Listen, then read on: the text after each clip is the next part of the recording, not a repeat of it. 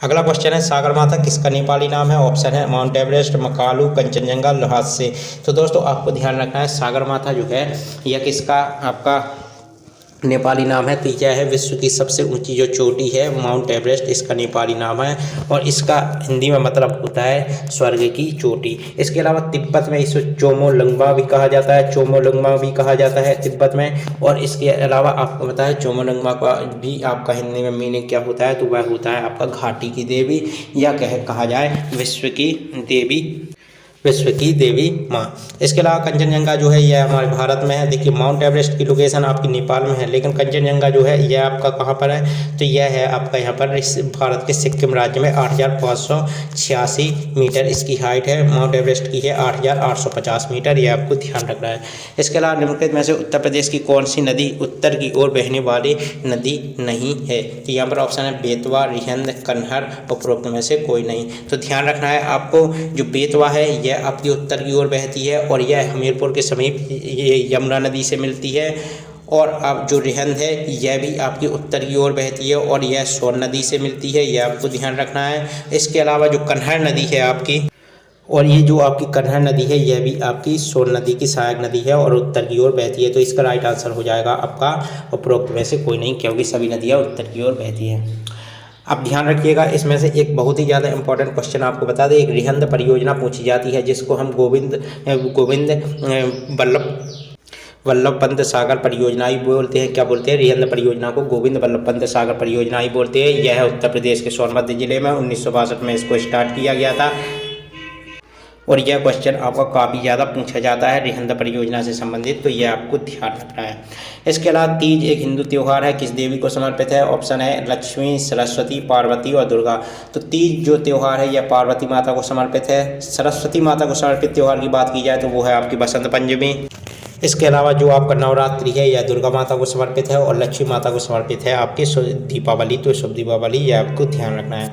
अगला क्वेश्चन है चित्रकूट जलप्रपात किस नदी पर स्थित है। यहाँ पर ऑप्शन है यमुना नदी, मंदाकिनी नदी, इंद्रावती नदी और नर्मदा नदी। तो दोस्तों चित्रकूट जो जलप्रपात है यह आपका है इंद्रावती नदी पर। और आपका यह कहाँ पर स्थित है, तो यह आपको ध्यान रखना है, यह आपका है छत्तीसगढ़ में। तो यह आपको ध्यान रखना है। इसके अलावा अगला क्वेश्चन है आपका यहाँ पर भारत में उत्तर प्रदेश का क्षेत्रफल के आधार पर कौन सा स्थान है। ऑप्शन ए है आपका दूसरा, तीसरा, चौथा और पांचवा। तो दोस्तों यहाँ पर आपको बता दें उत्तर प्रदेश का अगर क्षेत्रफल के लिहाज से भारत में अगर स्थान की बात की जाए तो वह है आपका चौथा।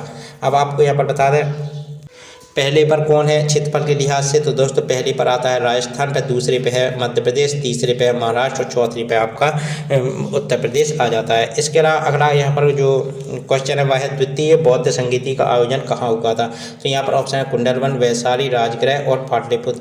तो दोस्तों ध्यान रखना है द्वितीय बौद्ध संगीति का जो आपका आयोजन है वह आपका हुआ था वैशाली में। इसके अलावा यहाँ पर आपको बता दें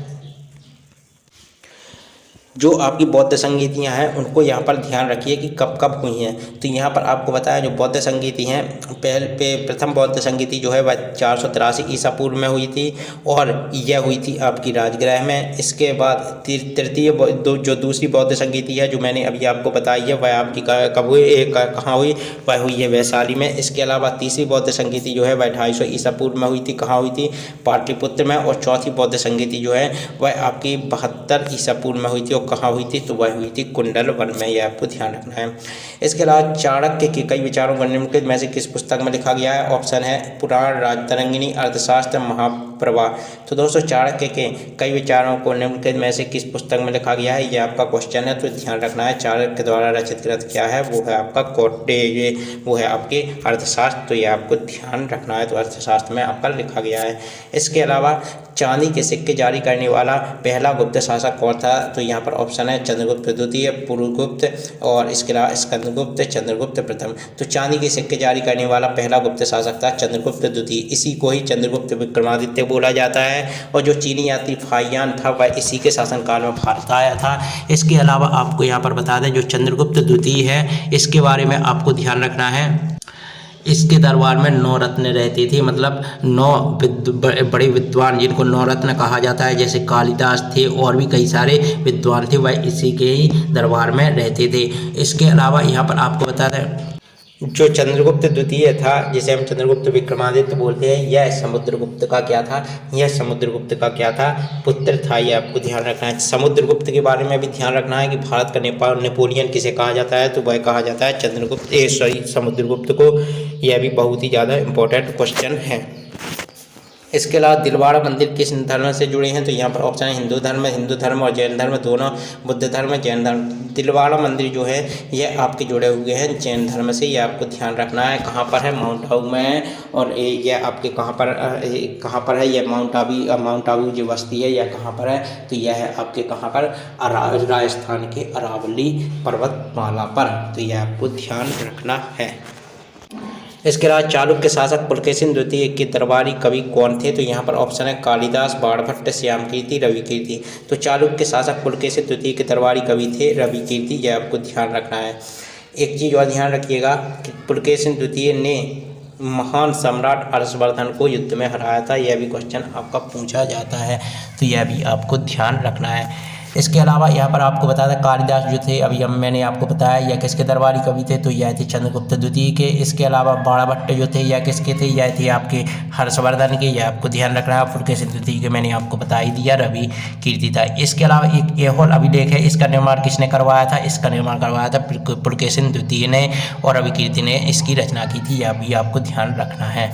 इसके अलावा पुलकेशिन द्वितीय के बारे में एक चीज़ ध्यान रखना है, यह क्वेश्चन भी पूछा जाता है जिसको आप काफ़ी ज़्यादा स्किप कर देते हैं कि यह किस वंश से संबंधित था, तो यह चालुक्य वंश से संबंधित था। इसके अलावा पुलकेशिन द्वितीय ने तो हर्षवर्धन को हराया था, लेकिन पुलकेशिन द्वितीय को किसने हराया था, तो वह उसे हराया था पल्लव वंश का शासक था नरसिंह वर्मन, इसने पुलकेशिन द्वितीय को हराया था। यह भी आपको ध्यान रखना है।